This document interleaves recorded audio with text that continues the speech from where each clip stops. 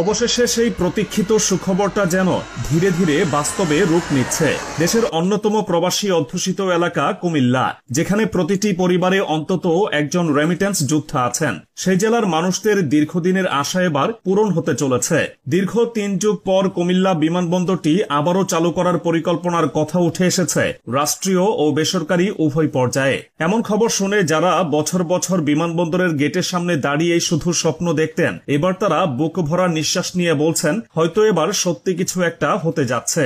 বাংলাদেশের সবচেয়ে বেশি প্রবাসী অধ্যুষিত জেলা হল কুমিল্লা। দেশের বৈদেশিক আয়ের অনেক বড় একটা অংশ আসে এখান থেকে। মধ্যপ্রাচ্য থেকে শুরু করে ইউরোপ, আমেরিকা, বিশ্বের নানা প্রান্তে ছড়িয়ে আছে কুমিল্লার মানুষেরা, অথচ তাদের জন্য একটি সরাসরি বিমানবন্দরের সুবিধা নেই। কুমিল্লার মানুষকে আজও ঢাকা বিমানবন্দর থেকে ফিরতে হয় ঘন্টার পর ঘন্টা জ্যামে আটকে থেকে। ক্লান্ত শরীরে ট্রাভেল ব্যাগ টেনে টেনে শরীরের সীমানা পেরিয়ে আসতে হয় তাদের প্রাণের মাটিতে। এই বাস্তবতায় কুমিল্লা বিমানবন্দরকে ঘিরে মানুষকে করে তুলেছে আরো আবেগপ্রবণ, আরো অপেক্ষা কাতর। কিন্তু খবরটা এবার সত্যিই সুখবর। দীর্ঘদিনের প্রত্যাশার পর নতুন করে আলোচনা এসেছে কুমিল্লা বিমানবন্দর, এবং এই আলোচনার পেছনে রয়েছে সরকারি পর্যায়ের একাধিক উদ্যোগ, কিছু স্পষ্ট ঘোষণা এবং বেসরকারি এয়ারলাইন্সগুলোর আগ্রহ।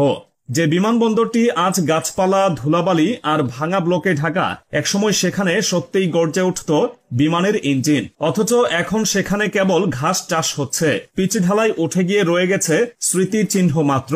বিমানবন্দরের সংরক্ষিত অনেক এলাকায় কেউ কেউ চাষাবাদ করছে, আবার কিছু জমি দখল হয়ে গেছে। কিন্তু অবাক করা ব্যাপার হলো এই নিষ্ক্রিয় বিমানবন্দরের সিগন্যাল যন্ত্র এখনো ব্যবহার হচ্ছে আন্তর্জাতিক ফ্লাইটের জন্য।